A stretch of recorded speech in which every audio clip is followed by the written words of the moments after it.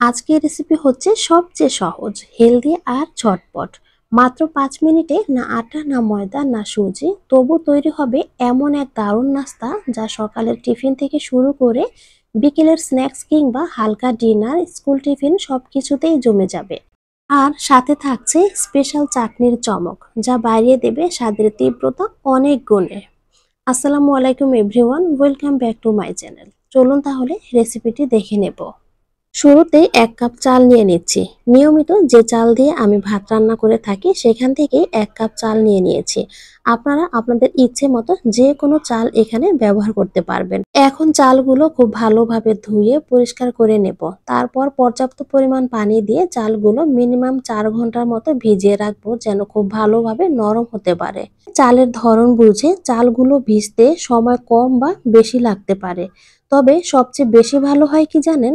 রাতে যদি চালগুলো ভিজিয়ে রাখেন, সেক্ষেত্রে সকালে কিন্তু ঝটপট নাস্তাটা বানিয়ে নিতে পারবেন। কোনো রকমের ক্লান্তি বোধ হবে না। চলুন এবার তাহলে স্পেশাল চাটনি তৈরি করে নেব।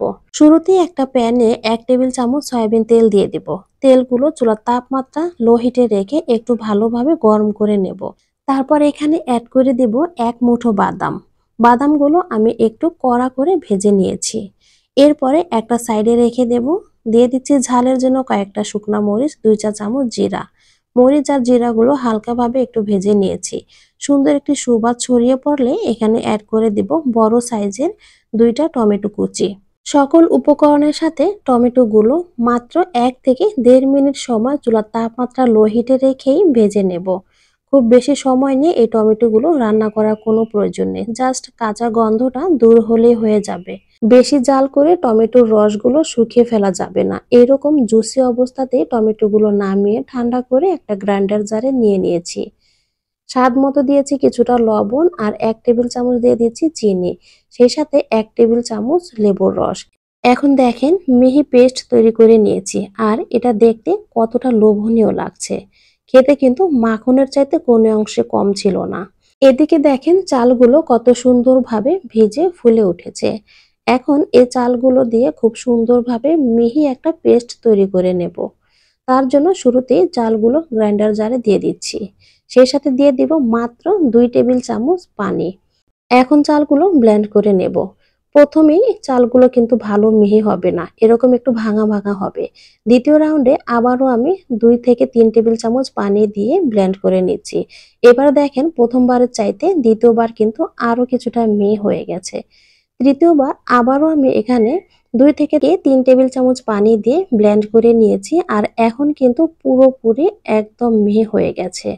যারা কখনোই ব্লেন্ডারে চালের পেস্ট তৈরি করেনি তাদের জন্য আজকে আমি ধাপে ধাপে কিন্তু দেখিয়ে দিয়েছি। সেম প্রসেস ফলো করলে চালগুলো কিন্তু আপনারটাও এরকম সুন্দরভাবে মিহি পেস্ট তৈরি হবে। আর এটা কতটা ঘনভাবে তৈরি হয়েছে সেটাও কিন্তু দেখিয়ে দিয়েছি। এত ঘন মিশ্রণ দিয়ে তো আজকের নাস্তাটি তৈরি করা যাবে না, তাই আরো কিছুটা পানি অ্যাড করে দিয়ে এই মিশ্রণটি পাতলা করে নিতে হবে। এই যে দেখেন আগের চাইতে মিশ্রণটা কিন্তু এখন অনেকটাই পাতলা হয়ে গেছে। এবার স্বাদ অনুযায়ী দিয়ে দিচ্ছি কিছুটা লবণ। তারপরে মিশ্রণটির সাথে আবারও খুব ভালোভাবে মিশিয়ে নেব। চলুন তাহলে এবার নাস্তাগুলো ঝটপট বানিয়ে ফেলি। চুলায় আগে থেকে একটা প্যান খুব ভালোভাবে গরম করে নিয়ে কিছুটা পানি ছিটিয়ে দিয়েছি। এবার সুতি একটা কাপড় দিয়ে পানিগুলো ভালোভাবে মুছে নিয়ে 2 ফোঁটা তেল ব্রাশ করে নেব। আচ্ছা, চামচ দিয়ে যদি আমি নাস্তাটি তৈরি করতে যাই তাহলে দেখা যাবে বারবার চামচ দিয়ে এই মিশ্রণটি উঠাতে হবে। তার চেয়ে বরং আমি ছোট্ট একটা জগের মধ্যে কিছুটা মিশ্রণ উঠিয়ে নিচ্ছি। আপনারা অবশ্যই গ্লাসে নিতে পারেন। গ্লাসে নিলে কিন্তু একই সাথে একটু বেশি পরিমাণে নেবেন। আর আমি কিভাবে দিচ্ছি সেম প্রসেসটা ফলো করবেন। প্যানের চতুর্দিক থেকে মিশ্রণটি দিতে শুরু করবেন। সবশেষে মাঝ বরাবর আসবেন, কারণ মাঝে কিন্তু আগুনের পরিমাণটা একটু বেশি থাকে। আর চতুর্দিক থেকে দিয়ে আসলে হয় কি, চতুর্দিক থেকে অতিরিক্ত মিশ্রণটি কিন্তু মাঝে এসে জমা হবে।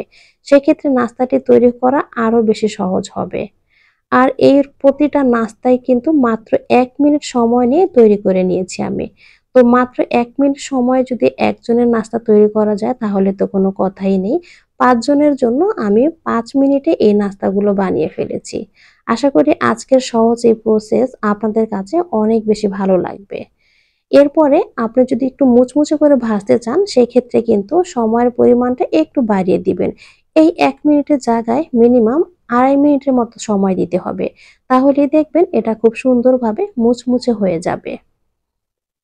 একইভাবে আমি সবগুলো নাস্তা কিন্তু তৈরি করে নিয়েছি। কিছুটা আমি এরকম রুটির মতো করে তৈরি করেছি, আবার কিছুটা এরকম ভাত ছাড়াই খোলা রেখেছি।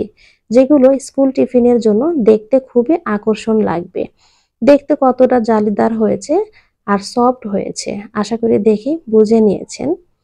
এবার এগুলোকে আমি ঠিক এইভাবে ভাঁজ করে সাজিয়ে নিচ্ছি। আর এখানে আমি দেখিয়ে দিচ্ছি মুচমুচে করে ভাজার পরে এটা কিন্তু অনেকটাই শক্ত হয়ে গেছে। খেতেও কিন্তু বেশ ভালো লাগে। যেটা সফট সেটাও ভালো লাগে, আর একটু শক্ত, শক্ত হলে সেটাও কিন্তু খেতে ভালো লাগে। আমি এরকম লম্বা করে ভাঁজ দিয়ে টিফিনের জন্য রেডি করেছি। দেখে তো নিলেন ক্লান্তি ছাড়া সকাল বিকাল ডিনার এবং স্কুল টিফিনের জন্য কতটা মজাদার একটি রেসিপি তৈরি করে নেওয়া যায়। ভিডিওটি ভালো লাগলে অবশ্যই চ্যানেলটি সাবস্ক্রাইব করে পাশে থাকবেন। আর রেসিপিটি বাসায় ট্রাই করবেন এবং আপনার ফিডব্যাক অবশ্যই জানাবেন। এই ভিডিওটি যদি ফেসবুক থেকে দেখে থাকেন তাহলে পেজ ফলো করার অনুরোধ রইল। আবারও কথা হবে অন্য কোনো নতুন আর সহজ কোনো রেসিপির সাথে। ততক্ষণ পর্যন্ত সবাই অনেক বেশি ভালো থাকেন, সুস্থ থাকেন। আল্লাহ হাফেজ।